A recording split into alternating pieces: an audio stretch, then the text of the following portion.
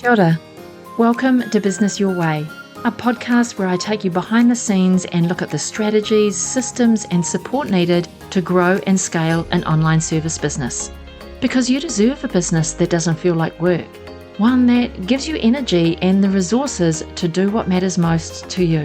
Whether it's figuring out where to spend your time, how to maximize your profitability, or streamlining your processes so things get done quickly and efficiently, my guests and I, we've got you covered. I'm your host, Sandra Julian, Indigenous mama of three, fashion-loving sewist, and business strategist. Each week, I want to help you dream big, plan well, and do the work to grow and scale your business your way. Welcome to episode 8 of Business Your Way. Today, I am chatting with Linda Barutha. Linda is a tech-savvy online marketing specialist with a unique approach to helping online coaches and service providers continue to grow their six-figure business. Linda and I jump into all things Pinterest in this episode. This is a fascinating approach to generating leads, probably an approach that not many have thought about, and it is not a social media channel, is what I learnt today. I probably already knew that in the back of my mind, but Linda just reaffirmed for me today that Pinterest is not a social media channel.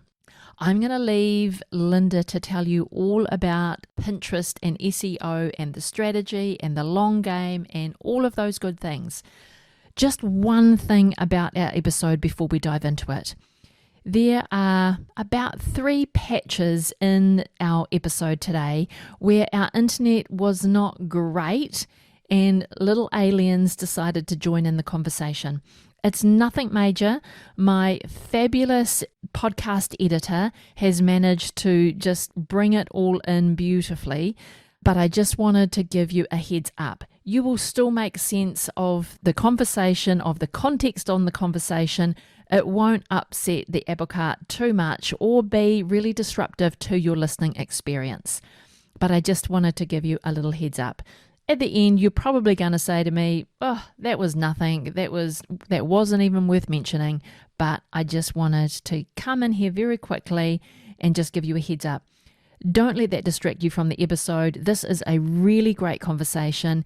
I hope you get a lot out of today's episode and it makes you think about your SEO strategy and how you could be using Pinterest to put your lead generation on autopilot. All right, let's get into the conversation with Linda. Hey Linda, welcome to Business Your Way, the podcast. So lovely to have you here today. Well, thank you so much for having me, Sandra. I've been really looking forward to our conversation and we'll dive into all things Pinterest in a moment. But if you could introduce yourself, tell us a bit about who you work with and how you make your moolah. Yeah, so interesting. I have been an entrepreneur in one form or another for probably 20 years. But I'll stick to the past decade, if you will. And about 7 years ago, I used to own a brick and mortar shop where I taught mixed media artwork. And this was just a side hustle for me, if you will. I still had a full-time job. And but I opened the shop every evening and all weekend long. And absolutely loved it. I had the shop for 3 years. And during that time, I invented my own product line. I sold it in other people's retail shops, probably about 15 of them. And then my world turned upside down when my husband, his job had us relocating 3 hours away from where we were living. And so that meant close up shop. That meant leave my full-time job. And blindly, I thought I could pick up right where I left off, but I really couldn't.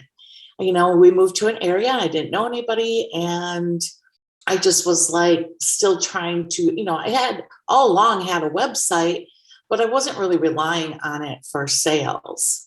So I didn't have the first clue about marketing and online business.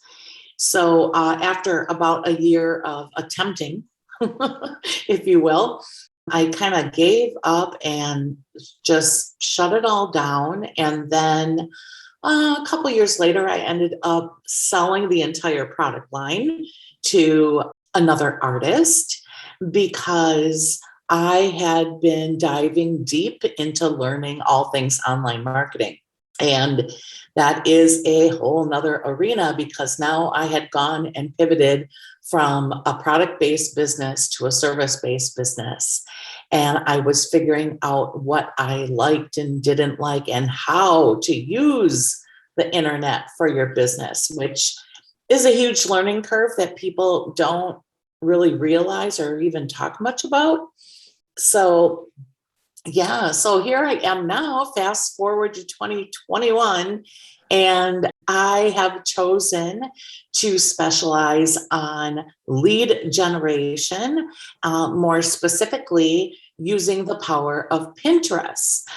There are some myths out there that Pinterest is only used for foodies and bloggers and DIY home decor. And that's just not true.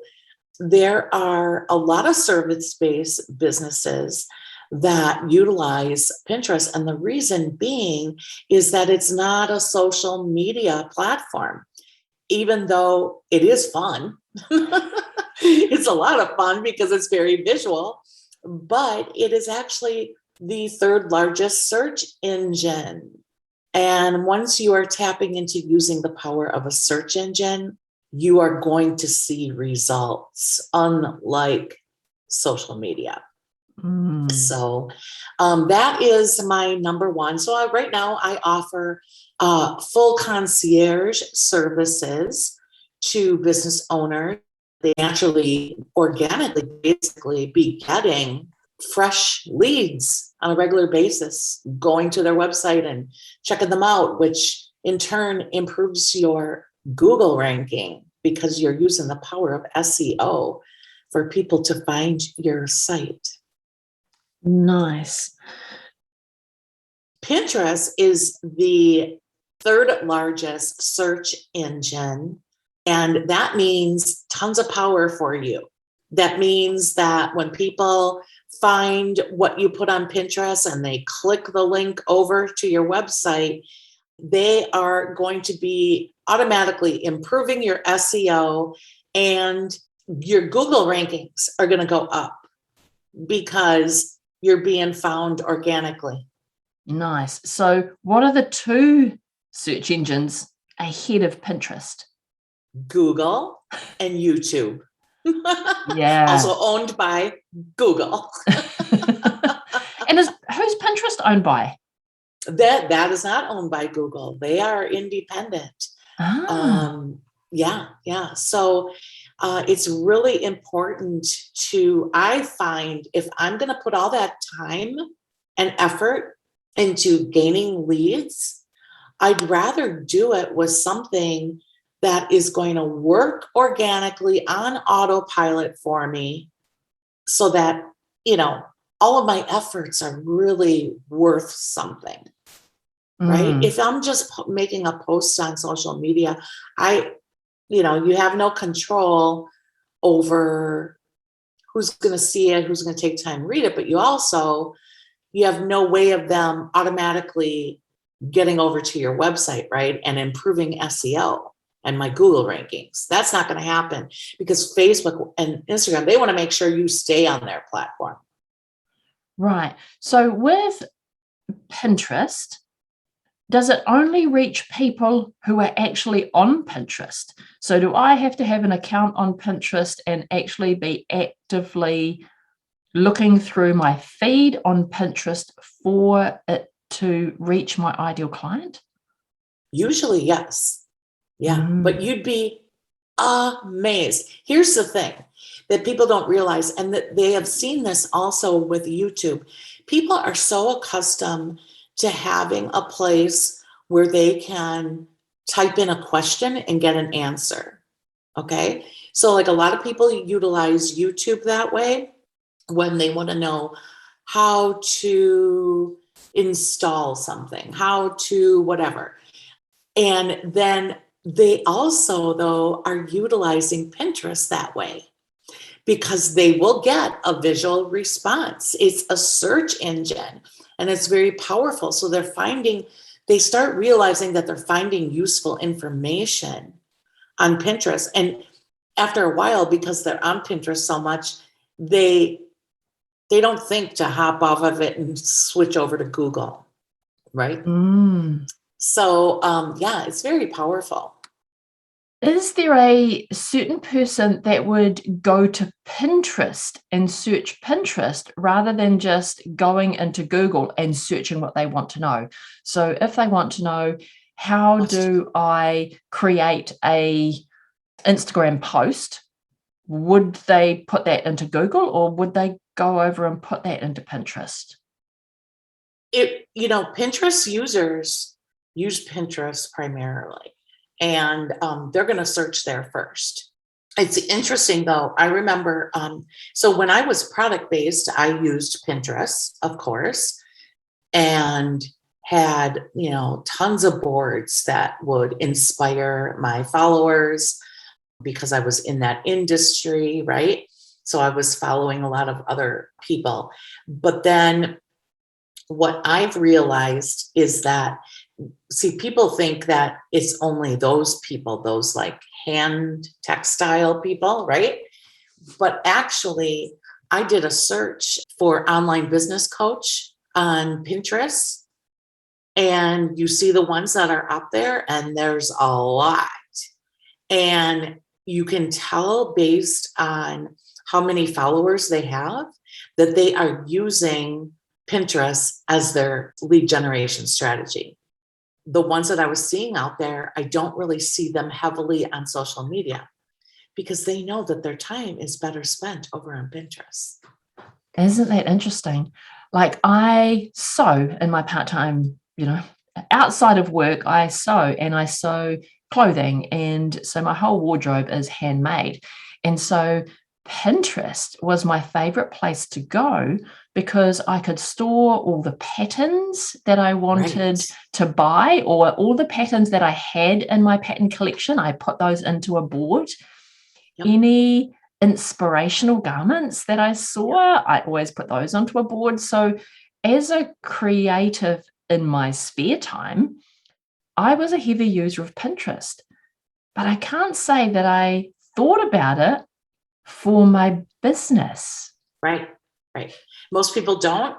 And that's why I love to show people, just do a search for online business coach and you will see what all comes up. And then think about all of the branding experts, right? They're all out there. Of course they should be out there. I used to have a business where I did custom graphic design work. And, I had boards out there all the time that I would collect branding ideas and stuff like that I would share with my clients. I would give them access to my boards. It is a great tool, depending upon, the type of, pretty much almost any type of business. And that's what people don't realize. They're just looking at it like, oh, it's all the food people or the home decor, but that's way more than that. Okay, so if someone isn't using Pinterest and they're like, oh, so that means a whole new audience that I could just go tap into is the Pinterest users, how does someone get started with introducing Pinterest into their business? Because it's a search engine, just like when you get your website, okay? And you need to really, if you're going to set up a good one means it's going to have good SEO. And you need it to be optimized for that. And what that means is you got to be using keywords that relate to your business, that relate to what you're sharing. So it's about establishing your whole account and having it optimized. And so it's the same concept though, like when you first got a website, you have to go through and you want to optimize it. You want to make sure that you're defining specifically what it is. So I have a free checklist, if you will, that I would love to share with your audience. It basically gives you the beginning pointers of exactly what you need to do to start establishing that new account. Okay, brilliant. We'll put a link to that free checklist in the show notes. So anyone that's interested in taking advantage of the search engine that is Pinterest, they can go get that and then start looking through it. So the thing is then keywords attached to your pins on Pinterest to ensure that you've got a collection of keywords. Right. Every business should have some keywords that they are utilizing in their content that are relevant and make perfect sense for both their business and the content they are sharing. So you're going to set up those keywords so that you're optimizing your account. Okay, brilliant. Now I want to dive into your business a little bit. So you moved from a product-based business, although tell me a bit about what the product was that you were selling first. Yeah, because I was a mixed media artist, I developed, invented, if you will, a substrate. So, meaning something that people can physically paint and color on. And what I had done is my full-time job, my boss came in one day and had an entire set of encyclopedias that he was going to put in the dumpster. And I said, oh, no, you can't. I was very big into recycling. And so I took those books and I said, oh, I can make use of these somehow in my artwork, right? And he said, well, then they're yours. So I took them back to my shop. And what I came up with is one of my favorite things to paint on is duck cloth, canvas duck cloth, right? And just a natural color duck cloth. But what I wanted is for it to have more stability. So what I did is I took a couple sheets of this book paper and I sewed it in between two pieces of fabric. And now it was sturdy to the point that I turned it into journals, scrapbook pages, I had about 150 individual products out of that. Wow, that's incredible. Yeah, it was fun. And I love the way it just all naturally kind of happened. But the journals are still my favorite journals because what was so cool about them is that I could sew numerous pages of that same substrate into a journal. It made for an awesome binder, right? But then you could also sew in your like watercolor papers or anything else inside the journal to make it that much more functional, and was beautiful because it was something that everyone then could play and design and make it look exactly how they wanted their journal to look. So yes, that is the product line that I actually sold to somebody else. Incredible. Are there any similarities or any parallels between running a product-based business and a very handcrafted product-based business and a service-based business? Not many people have run both. I think we're gravitated towards we're product and e-commerce, or we're service orientated. We like to help other people with what we do. Right. So, Well, it's really interesting. The way that I actually landed, even in owning the brick and mortar, was I was doing website design and management, freelance work for a scrapbook store owner. And she had, what do you call it? She had extra space next to her shop, like a whole separate room, that I was able, and at the time I was kind of looking at more so selling, like I had items of like upcycled furniture that I sold on consignment from other people.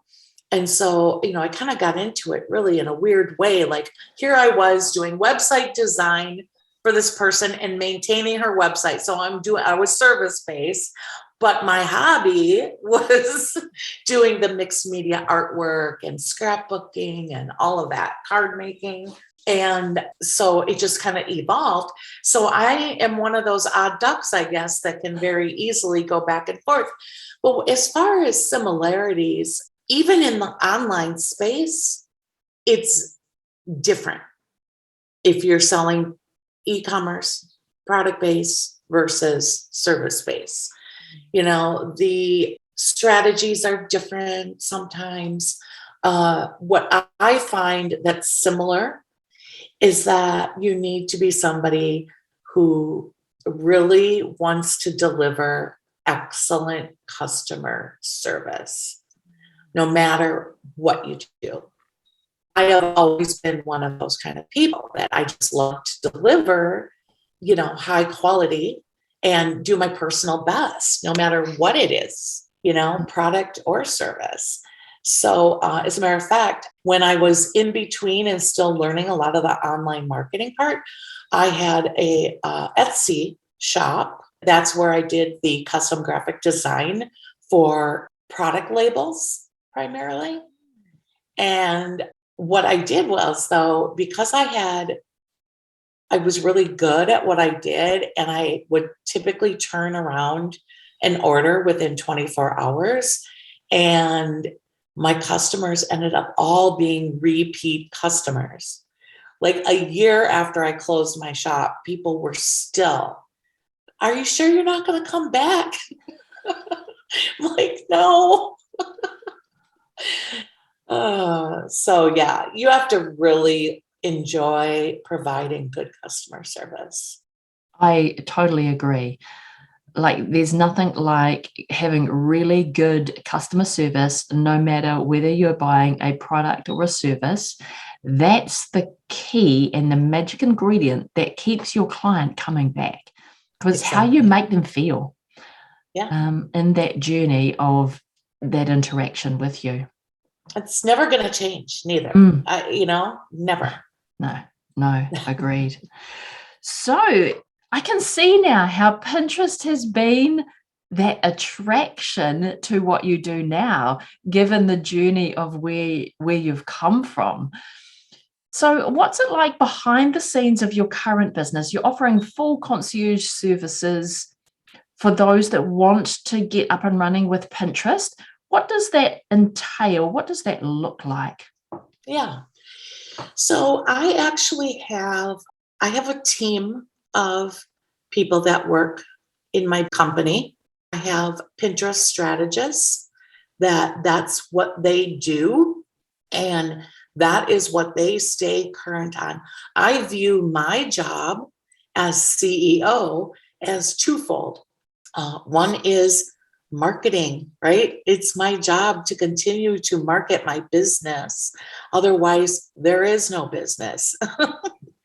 And the other, so when somebody signs up with us, what happens is I bring them in, they meet with the Pinterest strategist, and that strategist gets all the detailed information they need about that person's business. And they discuss the different ways. The key to a good Pinterest strategy is to basically be posting about 35 fresh pins every month. We not only do the pinning and we do the graphic design of those pins, but what we'll do is we need fresh content going on their website in regular intervals so that we can create pins that point to a fresh URL we are pointing to.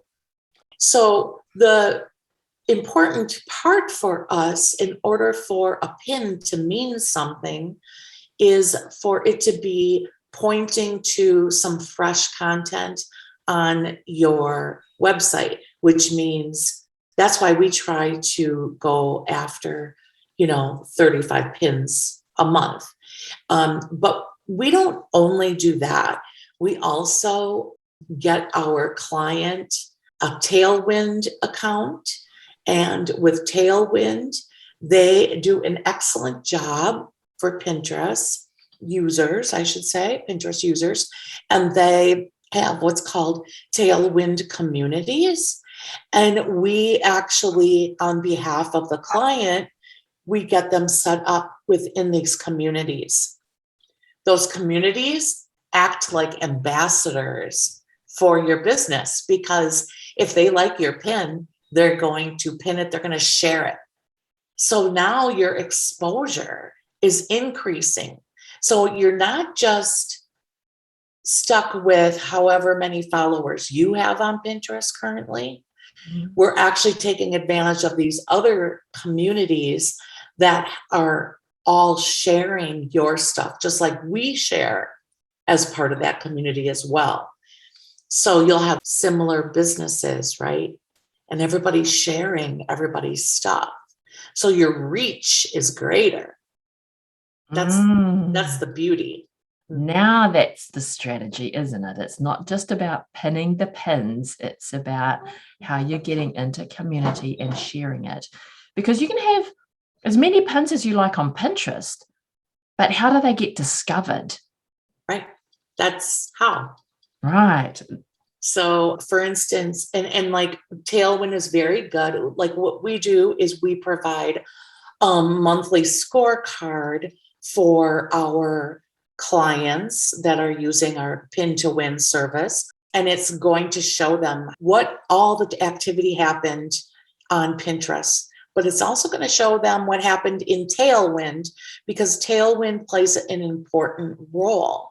And so, for instance, I know mine, I have probably, I think the last time, because they send me something every week, I think my reach for my account has been to over about 600,000 accounts. That's my reach. And I like how that they tell you what your reach is. So it gives you a clue. I can't get that kind of reach on social media. And that's organic. That's not paid advertising. That's totally organic. Correct. Wow. All right. So going back to your team, that's sidetracked. I could go down that rabbit hole too. But so on your team, you've got a strategist, a Pinterest strategist. Yes. And now that you mentioned that, another key element that is different than other people that offer a Pinterest strategy is that I was in somebody's private group, Facebook group, and they were answering a question of somebody else about Pinterest. And this person basically answered them with year-old advice. Year-old meaning that was a Pinterest rule or following a year ago, but see, that was no longer relevant. So just because you learn something, you need to stay current in it. And that is exactly why I have a team with Pinterest strategists, because they are dedicated to staying current. So they're following the current algorithm. It's not a VA that learned how to use Pinterest and, they're not going to be staying current on it, because that's not the main part of their business, right? They're a generalist. So there is something to be said for using a service that is staying very current and relevant as to what's going on in the industry, and specifically with Pinterest and Tailwind. The other thing is not everybody can afford full service concierge for their pin to win strategy. So I realized that because, first of all, it's been extremely easy to sell this service once they understand what the value of it, okay? But not everybody is in a position that they can pay monthly for it. So, and it is a long game. So you need to have that clear understanding that you're going into it knowing that this is going to go on for long term. So I am working on a brand new project called Pin to Win Academy. And it is actually going to be like an online course that teaches people that want to kind of DIY it and get started before they can afford the service do it for them. I So think that that's is really going to be smart. coming out in the next month because, again, I really, truly want to just serve people, and, our clients that are using the Pin to Win strategy absolutely love it. And we will continue to provide that. That's not going away. But I wanted to come out with kind of like a starter program for people, Yeah, I relate that to Facebook ads because it's understanding how it works and the strategy and intention behind it, learning and understanding that as a business owner before outsourcing it. Right. So great work, like getting Pinterest Academy up and running so people can go, all right, now I understand the strategy. Do I want to do it myself or do I want to hand that off and I'm prepared to pay for that? Right. So coming back to your full concierge, so they come to you, they do a strategy, and then what's their next step? Really, from that point on, we set up a system where they are supplying us with their content on a regular basis, meaning their fresh URLs that we will be able to point to and we create the graphic pins. We create typically for one fresh URL, we are creating 4 or 5 different graphics because we like to test and see what's working, right? Everybody is different visually.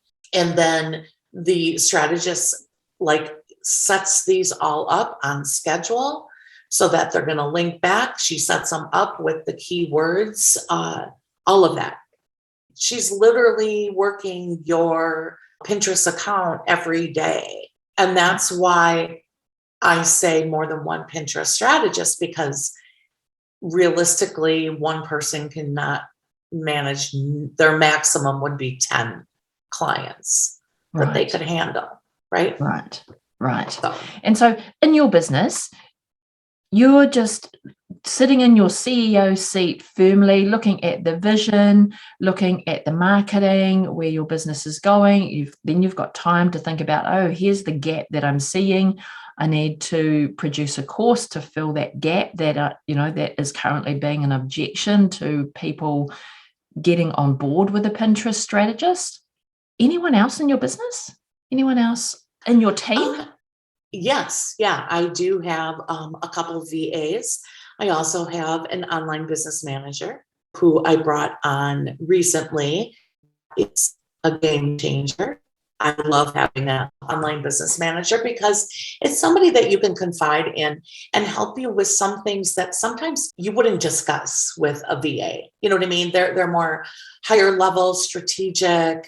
Sometimes it could be collecting money from a client. It could be, and I can put that on her. She is a business manager. She is able to help me manage the business. She also was able to come into my business and, I already had, because I had a team, at one point I had up to 10 people on my team, and it ebbs and flows. It really depends on what's going on. But she was able, I already had SOPs, standard operating procedures in place and onboarding and things like that. But she was able to come in and get us 100% working through ClickUp.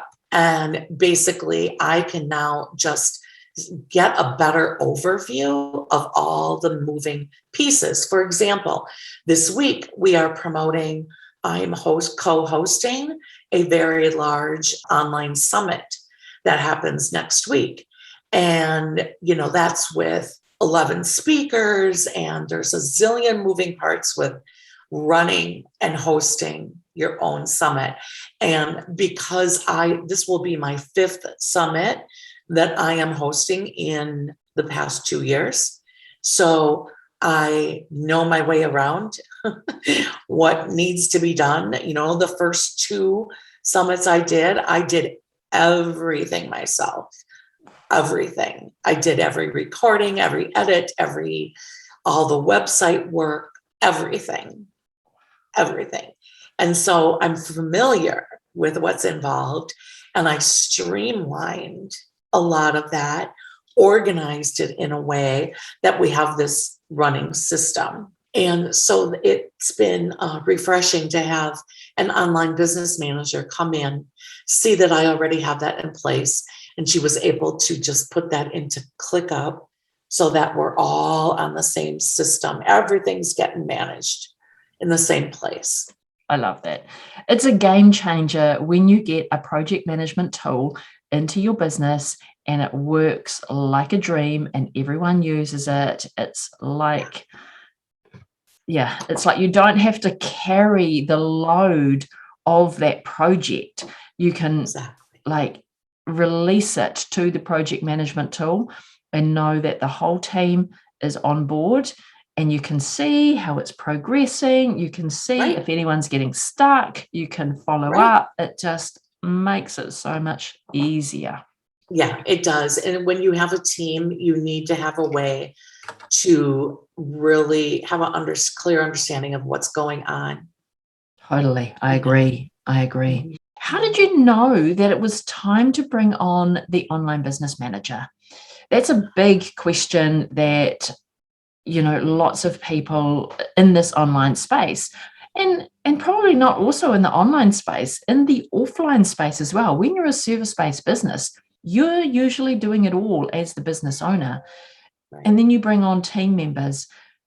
But there's a point that you would need to reach before you bring on an online business manager. What's that look like for you? For me, it was, I really value my time, and I want to make sure that I am spending my time in the best way possible. Earlier in the year, when I started making some changes in my business and had a team, I really started realizing that, because I used to be the one that did everything, right? I used to be that one. But once I embraced instead educating somebody else to do those pieces for me, so I didn't have to, once I embraced that, then it was like, oh my God, that means I can do so much more, right? I'm the type of person, a serial entrepreneur. So I'm just going to think up more work for them. But what happened was I was really getting to the point of, how do I keep track of what's all going on now? Because I kept having more people, more projects. And I really value, I prefer, my 2 favorite ways of lead generation is referral network marketing and the power of SEO, right? So I need that time. That's very important to me, because that's where I need it. And so I like to spend the majority of my, probably Monday through Thursday, is really networking with people, meeting new people, educating them on what I do in my business, and seeing if we can work together. That is my priority. Well, I couldn't do that and keep a close eye on the existing clients and the projects and things like that. So it just started becoming more and more relevant to me that an online business manager was going to be able to solve that problem. And what's real interesting is I am to the point now. So I have been using virtual assistants like in a contract position. Sometimes I have them in retainer. Sometimes it's hourly. It just depends. But now I am actually looking at converting to hired staff, which will be a huge adjustment. But I think there's a lot of benefits that come along with that. There's bookkeeping that comes with it, but that's where I outsource. Yeah. Right? Yeah. I'm going to outsource that painful part to make sure that I'm, crossing my T's, dotting my I's. But I want employees that are going to be, I think they can be more vested in your business when they are an employee, not just a contractor. Yeah. And I've always had in my business employees. It's only recently that I have engaged a couple of contractors to do quite specific jobs, Right. which I don't have it's not a full-time job in my business. So funny because, in the last 20 years, when I've needed assistance, I've gone and recruited an employee. Sometimes it's been 20 hours a week, sometimes 30 hours a week, sometimes it's a full-time. So from part-time to full-time. Yeah. Yeah. And now I'm exposed to this online world. Hiring contractors seems to be a more common situation in how you get help into your business. It is. But it is different. You know what I mean? Because you don't know what time of day or night they're working on your stuff, or you don't know how many other people they are serving besides you, so you don't know how much attention you're really getting out of them. And a lot of them are, moms that are staying home with their children and things. And so they have all of those distractions. And now some of them are really, really good at managing all of that, but some of them are very overwhelmed. And so you really have to vet them very carefully. I mean, probably the same for employees. Like I've had the whole spectrum in my time. And it's just about how you are recruiting contractors, recruiting employees. I think you have to go through the same recruitment process, regardless of the way that they're working with you, to ensure that you get the right person, that they are the right fit for your team, that they understand what you do, and that they're vested in what you do. Right.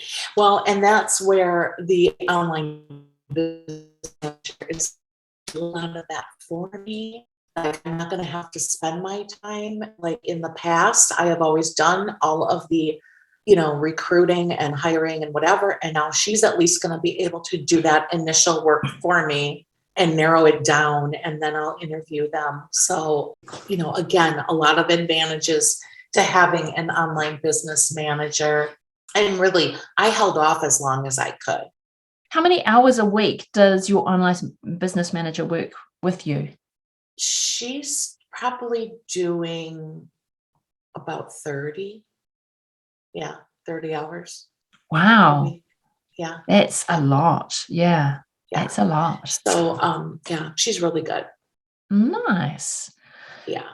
Excellent. So what have you got in store? What does the future look like for you and your business? What have you got planned for 2022? Yeah. Well, right now, again, we're in a super busy time because we have that online summit, which is called CEOs Don't Do That. It is a behind the scenes look at 6+ figure online business coaches, and kind of to talk about the reality of what you should or should not be focusing on, in order to aspire to be that 6+ figure earner. So it's a very good summit. That's happening next week. And it is actually the launch of our brand new podcast under the same name, CEOs Don't Do That, which of course I plan on having you on. I'm looking forward to that conversation.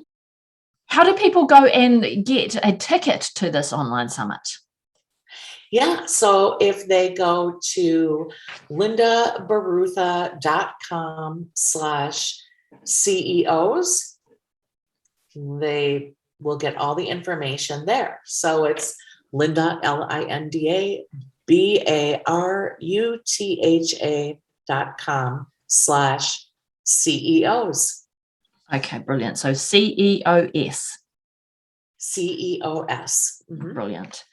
That's awesome. So people can come to your website, then go and check out that summit. I would highly recommend that. I love the title, CEOs Don't Do That. We want to talk, and I am a co-host with my business bestie. Great.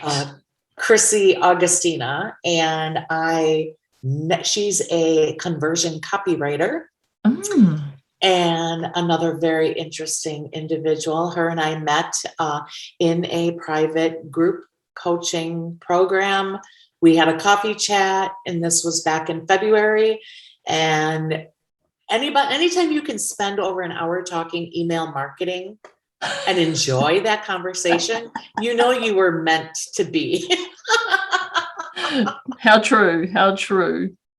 All right, Linda, apart from your website, where else can people reach out to you, get in contact with you if they want to work with you? On Instagram, it's just my name, Linda Barutha. And on Facebook, they can go to my page, which is attract the number 2 and the word sell. Attract to sell. Perfect. So I will provide also the link to that freebie I mentioned. Yes. That you can put in the show notes. Great. We will put all of those links, including that freebie, so people can get started with their Pinterest strategy. And if they want to reach out to you, talk to you about their Pinterest strategy, they can do that. And definitely put the link to that virtual summit in here so people can go get that.